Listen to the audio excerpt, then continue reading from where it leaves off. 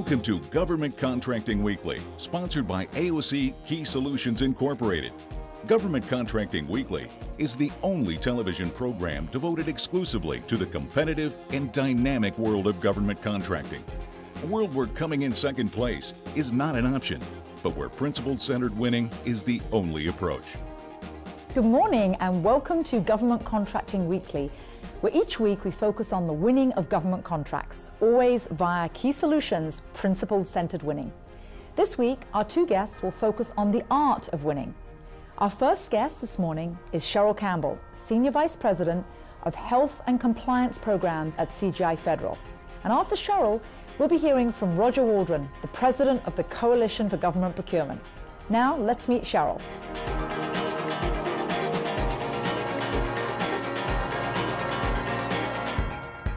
Good morning and welcome to our segment where we have a regional expert. This morning, I'm really delighted to have with me Cheryl Campbell. Good morning, Cheryl. Good morning. Cheryl is the Vice President of CGI's Health and Public Sector Practice, and we actually met many years ago via the Heart Ball that you're going to be chairing again this coming year, I understand. That is correct. Looking forward to that opportunity. And CGI Federal has been a big contributor and very supportive over the years. We have. For the last 3 or 4 years, we've supported American Heart Association. We like to say we lead with health of health IT. Yes, and so it's good that you're actually practicing what you're preaching, exactly. which I love. And then also, I know Cheryl's not going to say this about herself, so I want to let the audience know that ExecBiz also gave you an award recently, and that was recognizing you in the community. So maybe you can share that with our audience. What were you recognized for, Cheryl? Well, you know, being part of, as I just mentioned, you know, when you have the responsibility of implementing health information technology in the federal government, and you have a whole host of employees that really look to you to lead by example. And so for us, it really was trying to make sure that we're demonstrating health from the perspective of being on the board of American Heart Association, being on the board of the Red Cross, and really sort of tying community and health IT with our clients in the federal space. Because you really mean it. You're really showing that you mean this, as you're serious about this, CGI Federal is. And speaking of CGI Federal, tell our audience a little bit about how you differentiate yourself. Not to be negative, but there are those that might say, okay, it's healthcare IT, it's all the same. All these companies are the same. How are you different? Why should we think of CGI Federal as a special company? Well, you know, I think that's a very good question, because that's a question we answer every time we submit a proposal for work with the federal government, every time one of our employees is there in supporting a client. And for us, I think the real differentiators has to do with we really look for ways to help take cost out of the system. And that's what's really needed right now. Oh, it is so critical. In this economic scenario that we have facing our country today, it really is paramount. I think our clients are looking to us every single day to find ways of taking cost out of the system. And give us some examples. What ways? Well, you know, we are very proud of the fact that we are what's called a recovery audit contractor. And so as being one of those contractors, one of our clients is for the Centers for Medicare and Medicaid Services. And so what does that really mean, right? So for us, it really, for us and the client, it means that we actually help them recover cost associated with improper payments. Wonderful. So if you think about a provider and so forth who, for no particular reason, may have coded something incorrectly on a medical claim. And so we, CGI, are actually responsible for helping the client recover those dollars from an improper payment perspective.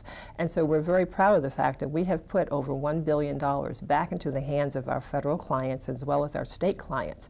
And so we say that we do that from the perspective of allowing our clients to now use those dollars for their mission versus having to have expended those dollars incorrectly. Just for cost, yeah. So our audience is going to be thrilled to hear that. $1 billion, actually that's back to the taxpayer as well.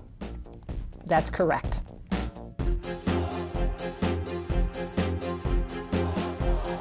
So the healthcare market in general, Cheryl, has been growing, and I know that you've been responsible for great growth in the last 3 years, and it's actually beneficial for the whole of the United States. It's not just veterans, it's on the commercial side. Can you expand about what is that commitment and how is it better, how is it growing, particularly from the CGI perspective?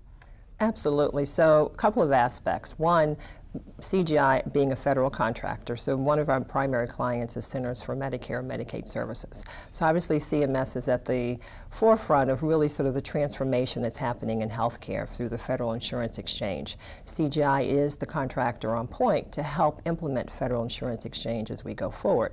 But you know, for us, we really look for opportunities to help our clients take cost out of the system. Because that's good for everybody. It is absolutely good for all of us. And so, you know, what we practice is really sort of thinking about ways of, through innovation, through targeted solutions, to really sort of help reduce costs for our clients. So yes, it's a great growing market, but we need to do it responsibly. Yes. And so we do it in a way to make sure that we are as a partner to our client versus being there as just as an agent to the client. Wonderful.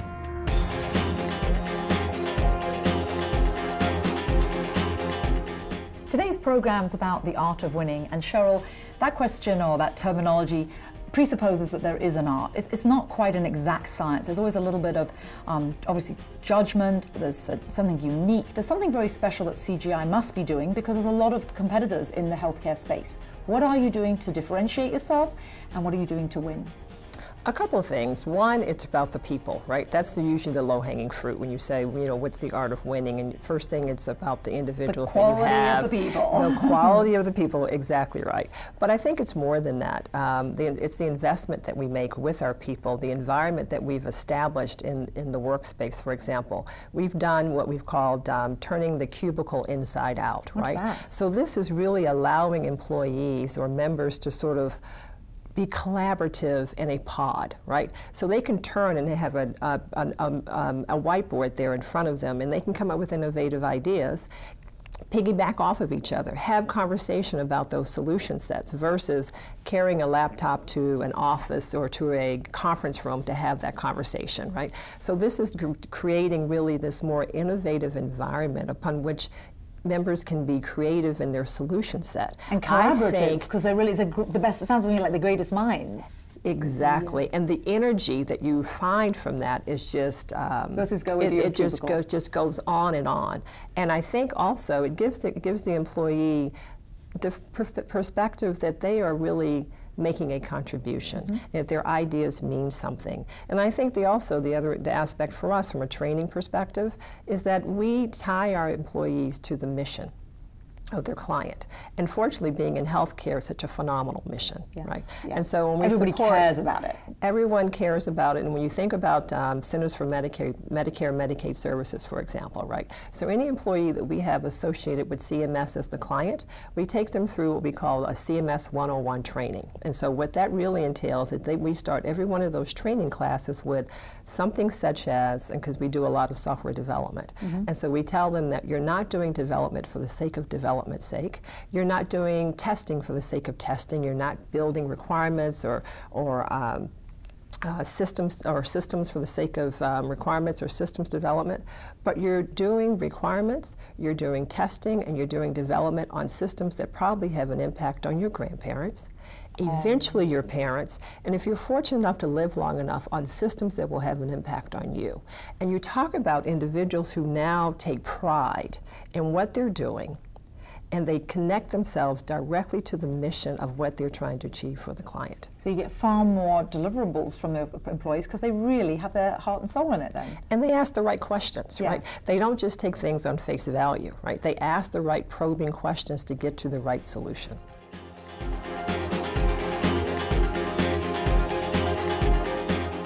So Key Solutions is all about winning government contracts. You've had a great track record, and so has CGI in terms of winning. And a program manager is really important. I think every firm across the board would say so. What do you think are the ideal characteristics of an ideal program manager? So obviously the fundamentals, right? The person who has good management skills, individual who can obviously can handle schedules and really sort of multitasking type individual. But I really think the real differentiators for a true program manager is an individual who has what I call management courage. right? Oh. Management courage for me is really when that individual can have that tough conversation with the client if there are certain scenarios that they need to have mid-course corrections, and they have the courage to have that conversation, right? Like what is that expression, telling people their baby's ugly and then still getting away with it? Exactly, Yes. exactly correct, right? And so it's also having that management courage to recognize when you may be challenged on a program. It happens, right? And they have the courage to go to their management organization to say, you know, this might be something I need to bring in some other resources to help me achieve. It is really more about how do we do it collectively versus that manager feeling they have to be the hero and they're trying to do it all by themselves. So you really need that manager who recognizes early where the challenges are, acknowledges those challenges, and bring those challenges to the forefront.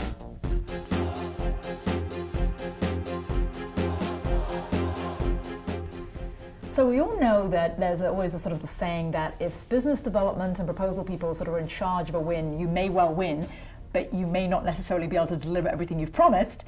And there are those that say, well, on the other hand, if it's all the actual program people and the operating team that's working more heavily on the proposal, that you may not win. So where do you fall in terms of that perspective and some of the different examples you might have from CGI?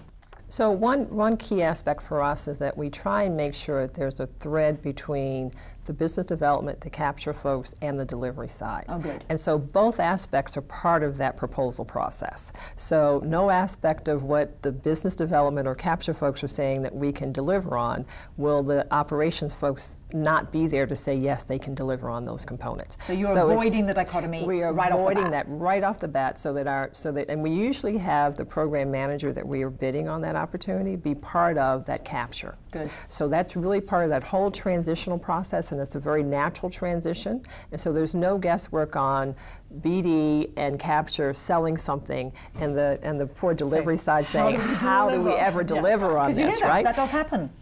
And we also do it from a very disciplined process. We are a CMMI Level 5 organization, and so we're able to bring a lot of discipline and process to that segment that helps us, I think, make sure that we have the discipline and the delivery components that we need when we submit the proposal and actually deliver against those components. That's good to have it from end to end, the same approach throughout.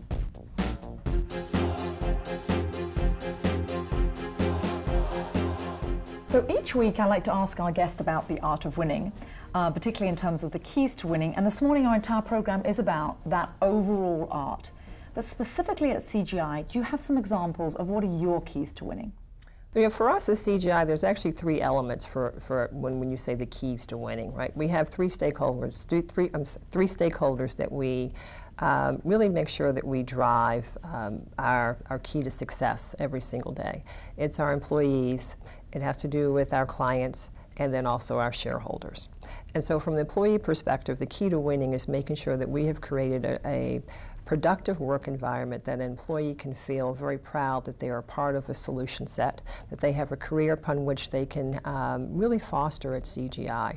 But then from a client perspective, that we have partnered with our client on a day-to-day basis to make sure that our clients are focused on their mission and that we're there to support them as an enabler to do the IT things so that they can do the more important things from a mission-critical perspective. And then finally, for a shareholder perspective, to make sure that we're producing quarter-over-quarter profitable growth for our shareholders each and every quarter. And that profit really comes from the fact that you're doing the right thing for the nation, and your employees feel that too. Yeah? Yes, and thank you. That's principle-centered winning. That's how Key Solutions terms it. So we all agree with that, and we hope that you agree with that and you use that same principle-centered winning. Thank you, Cheryl, so much for coming this morning. Thank you for having me. Cheryl, as you can tell, is most passionate about doing the right thing by our veterans and servicemen and women. The same can be said for Roger Waldron in terms of his wanting to do the right thing, particularly as the voice for commercial service and product companies selling into the federal market, both focusing on the art of winning.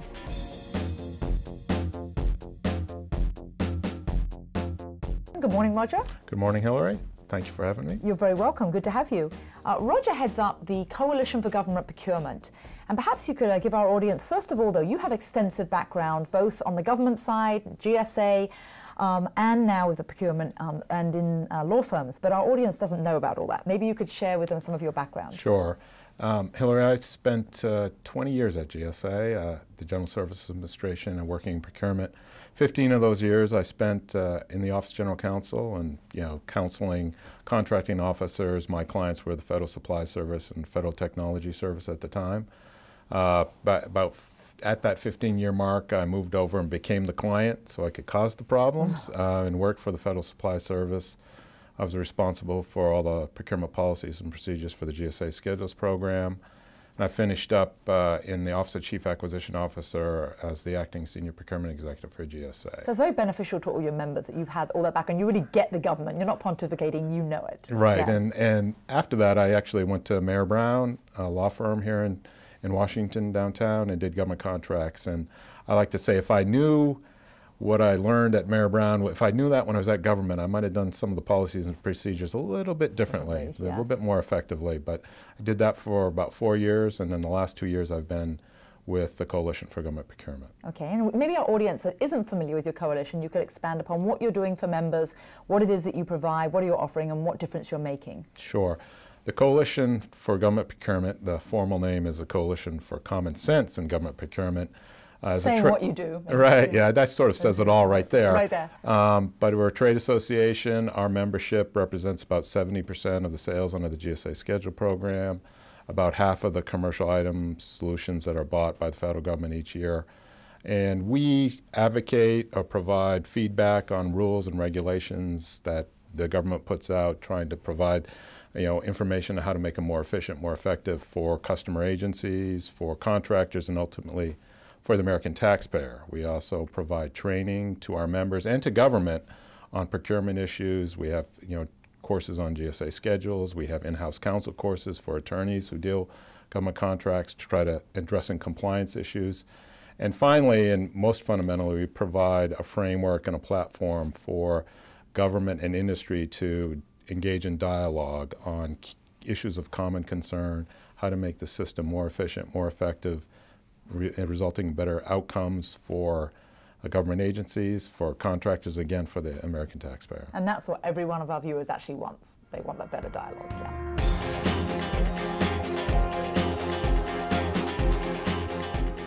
So Roger, our audience knows many of the terms that are out there, IDIQs, LPTA, multiple award contracts, of course, are being discussed a lot. So I'm going to actually throw a few of these sort of at you in a little bit of a, not too rapid of a fire, but ask you on each one of these what you see. If you see they're a growing trend or less of a trend. And if we start with LPTA, there are those that say that, look, let's not talk about LPTA anymore because now it's de rigueur. Everything is going to be a lowest price, technically acceptable contract. What are you seeing with regard to LPTA? The use of LTPA has, I wouldn't say it's exploded, but the momentum behind the use of low-price technically acceptable evaluation methodology is sort of fun. It's like a glacier, right? It just keeps moving forward and forward in procurement. And if you look at the Better Buying Initiative, you look at what GSA is focused on, and just agencies across the board, focusing on that price or the cost. It's fundamental, and it just reflects the budget challenges the federal government is facing. I think in the long run it's short-sighted. I think the government is going to lose out on best value procurements, the idea that you can get a solution that over time provides more efficiencies and more effectiveness. Maybe you pay a little bit more up front, but in the long term it's an investment in a more efficient and effective government. I think that's getting lost with the focus on cost and price. And we need to remember the total cost of acquisition and total cost of performance. And I can tell you, I go back to a time, and I date myself, but I started in the government in the late 80s. And there's a lot of low-cost, technical acceptable evaluations, a lot of sealed bidding. And we moved away from it from the 80s because it didn't really work. Yes, because the outcomes were not what the government customer needed to be able to accomplish their mission. The fear is as the government continues to move to low-price, technically acceptable, I think ultimately mission will be affected. And actually, we're not going to know about a lot of that until a couple of years down the road, because that's when some of those contracts actually come to fruition and you see the results and the negative results. Absolutely, yes. You're absolutely correct on that. What about multiple award contracts? Multiple award contracts, that's that's many different things, and I would say that over the last 5 to 6 years, there has been an explosion in the number of multiple award IDIQ contracts across government. I know Bloomberg at one point did a study where they saw in about 2006, 2005 timeframe, there are about 480 of those contracts. Yes. Now there's over 1,200 of them. Right, I was going to say over 1,000. Yeah, there's well over 1,000, and I don't think that, I think the number is even greater than that, actually. You know, one of the things that I experienced, you know, in trying to figure out at GSA is how many contracts there actually were that customer agencies were putting in place. Did you ever determine that? Yeah, you couldn't really figure it out. I don't think everybody, anybody's actually figured out the real number, which is part of the big problem yes. I think the government is facing. And I think there's a recognition of that in our current, you know, austerity era. But IDIQs, they're not really going to go away at all, are they? Oh, no. They're here to stay. Yeah, IDIQs fundamentally provide some flexibility for the government. You know, they're usually multiple award IDIQs, so there's a task order competition at the second level. That's been, I think, fairly efficient for the government over time. And good on the services side. Yes, because absolutely. the government is moving, we're moving more and more to services provided to the government, but they work better on the service side than they did for products. Yeah, I think the issue is fundamentally defining the requirement. And I think for a service requirement, you know, at the task order level, you have a pool of contractors from which to compete. You define, you know, a particular requirement because they do change over time, or you have them as increments or whatever. You compete that at the task order level, and that's a pretty effective way to meet your service needs if you're a customer agency. Yeah. So Roger, talking about IDIQs or multiple award contracts, there are those that say that these are like hunting licenses, that it just sort of gives you the opportunity, but a lot of contractors now, you hear that they're lamenting the amount of task orders that have to be fulfilled within an IDIQ, within those multiple award contracts. Do you think then ultimately an IDIQ or a multiple award contract is a blessing or is it a curse? I think they're overall a blessing, but I think the government's getting to the point where that, as you're hearing from companies, they're also a curse, a blessing and a curse. And what do I mean by that? I mean that there's been, you know, and we talked about a little bit about the number of IDIQ contracts and the explosion of those contracts. There's a challenge the government is facing, especially as the budgets go down, and that is contract duplication. What there is there's too many of these IDIQ contracts for the same or similar services. And what companies are facing and what government is facing is they have limited pool bid and proposal costs. They're being asked to compete for each and every IDIQ.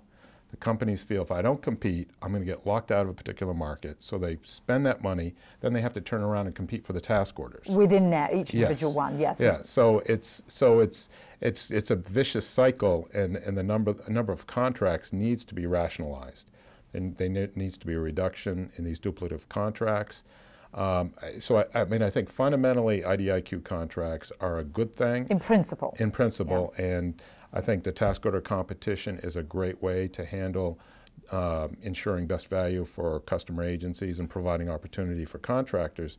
But it's almost like too much of a good thing, that agencies are creating too many of these vehicles when there's already an existing installed base of these contracts, whether it's GSA schedules, GWACs, or other pre-existing multiple award contracts that could fulfill agency needs. It's almost like you're saying that on the government side there needs to be a better reconciliation between what is in some existing IDIQ yes. and then reconcile it with what they're about to issue, so there isn't that duplication with contraction. Absolutely. That isn't fair to the contracting industry even. Absolutely. It should be part of the business case analysis that an agency does when they have a report prior to issuing.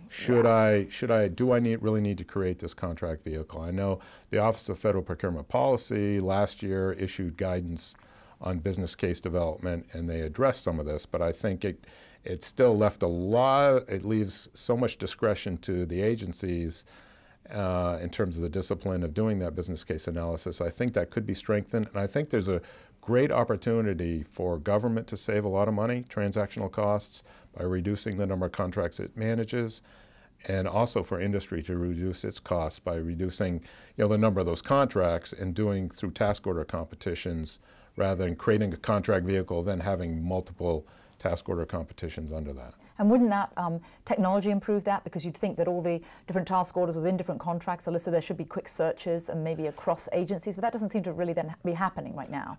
Yeah, well, that's always a challenge for the government to manage its own data. Communication As someone who worked for the government, data. someone who worked for the government for a long time, the data is always an issue and how the government manages that. But hopefully really it's improving. I mean, with technology, it should be improving. Yes, yes. But I think that's a long-term investment Yes.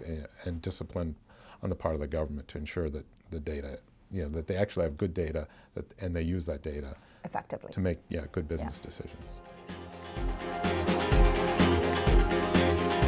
Short response times are an issue, but I think it's something the government has tried to address, because I think the government, from my perspective, both when I was there and since I've left, has sort of heard that issue.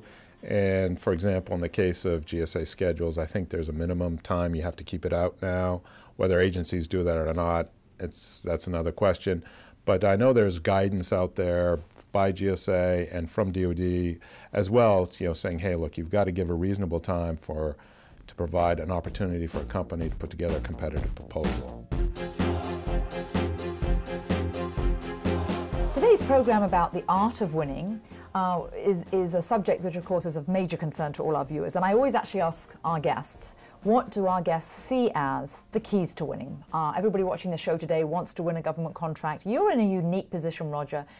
At the Coalition for Government Procurement, you have many members, so you're seeing what it is that companies are doing to help them win. What would be 2 keys to success that you could point to for our viewers? Well, fundamentally, the art to winning, to me, when I think about it, is, and maybe it's basic, and maybe it's so obvious that people forget about it, but it's understanding your customer, understanding your customer's requirements. And the best way to do that is to engage your customer, have conversations with your customer, identify the channels through which that communication can take place. What does a customer want versus what you're trying to provide? Right. You need to really fundamentally understand what the customer is interested in, the government customer. And these days, obviously, one of the things they're interested in is cost, That's right, yeah. And what efficiencies can you drive through your offering? Exactly. I tell companies all the time, if you can tell a story about how you're going to save the government money, that's a good proposition to have. You're going to be ahead of the game. They're going to be much more interested in listening to what you have to say and what your proposal has to say. And the second tip? Second tip, I think one of the key things is obviously is not only understanding the government customer, but understanding your market. What do I mean by that? Is you've got to think about who you're teaming with. Often today, what the government is doing is they're acquiring solutions, and they're solutions that either integrators are providing or teaming arrangements with other companies, and understanding how to build a good team, how you can complement each other. Don't build teams where you're all do the same thing. Right, so you're essentially fighting with each other. You've got to make it unique by that team. Unique and complementary. Those are vital to success. You combine that, building that team goes back to the requirements. First, you've got to understand what your customer what really is their sweet spot, what they're really interested in. And then build to that with your team. Exactly. Yes. Okay. Roger, thank you very much. I think that Roger's given us a lot of tactics, techniques, and also really a lot of the trends you addressed this morning. So thank you very much for joining us this morning. Well, thank you, Hillary. It's been a pleasure. Great. I hope you found today's show beneficial. Both Cheryl Campbell and Roger Waldron are committed to principle-centered winning, as is Key Solutions. We hope you'll be focused on some of the principles both of them shared regarding the art of winning, so that this week you too can win. You've been watching Government Contracting Weekly, sponsored each week by AOC Key Solutions Incorporated. Government Contracting Weekly is the only television program devoted exclusively to the competitive and dynamic world of government contracting. For additional information, comments, questions, or suggestions, please write us at governmentcontractingweekly.com.